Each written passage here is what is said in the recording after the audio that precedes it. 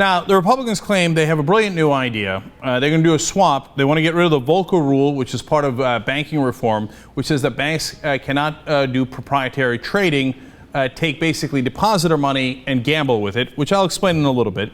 Why do they want to take that away? They said, well, don't worry. We're going to propose a different rule that would limit the banks in other ways. And we'll also explain that in a minute.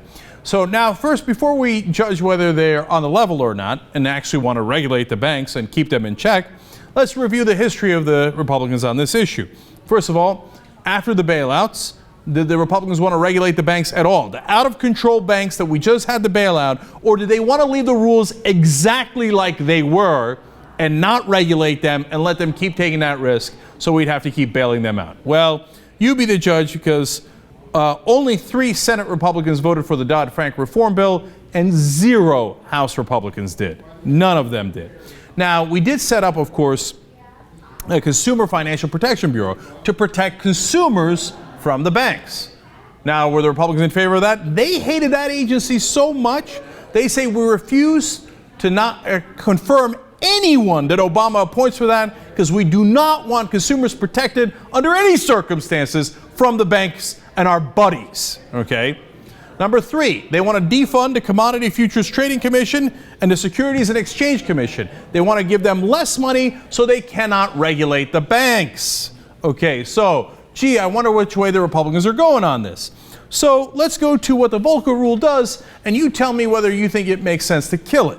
Quote, the Volcker Rule bans proprietary trading, risky security bets that banks place for their own accounts rather than for their clients. It's designed to ensure that the government perks that banks enjoy, borrowing money at low rates from the Federal Reserve, guaranteeing their depositors against losses, do not subsidize risky speculation. In other words, don't gamble with our goddamn money. That's depositor money. Don't gamble with it. And what do the Republicans want to do? Go ahead and gamble with it, as long as you give us a cut of the proceeds, just a tiny little bit for our donations for our campaigns. The guy proposing this is Representative John Campbell from California. So what does John Campbell want to do in place? He says, no, it's okay, because I'm going to do stringent regulation on the banks as well, just in a different way. I'm going to break up the big banks if they get too big or they take too much risk. And I said, really? Okay, well, I'm all ears. Because from time to time, you'll have Chuck Grassley or Dave Camp or Walter Jones actually propose something because they got mad that the banks are also donating to Democrats. Or Walter Jones is an honest guy. He's crazy conservative, but he's an honest guy, right? So it'll happen like 1% of the time. So I said, okay, what's the regulation? Well, he says it's complicated, and he's got a couple of different provisions, but I'll give you one as an example. He says that the banks would be forced to shut down if their debt against default reaches 1% of debt. Now that sounds complicated, but it's really actually quite simple. That never happens. When Lehman went to bankruptcy and caused a giant worldwide financial collapse, they did not reach 1%. In other words, it's a standard that will never be met unless almost all the banks have already gone bankrupt. In other words, it's a trick. Of course it's a trick. You know what John Campbell was? He was a car dealer.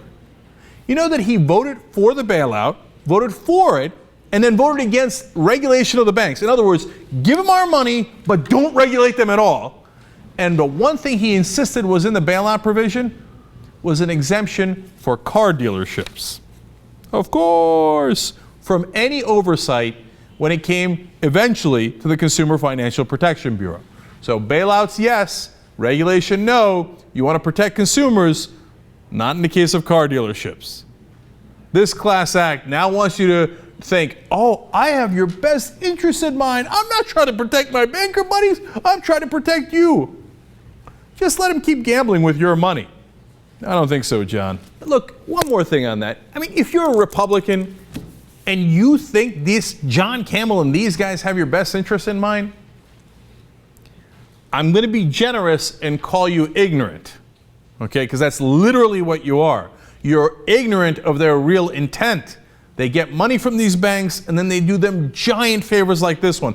Why would you want the banks gambling with your depositor money? Why would you allow them to do proprietary trading, their own trading, with funds that they get partly because of government guarantees? Why would you want that?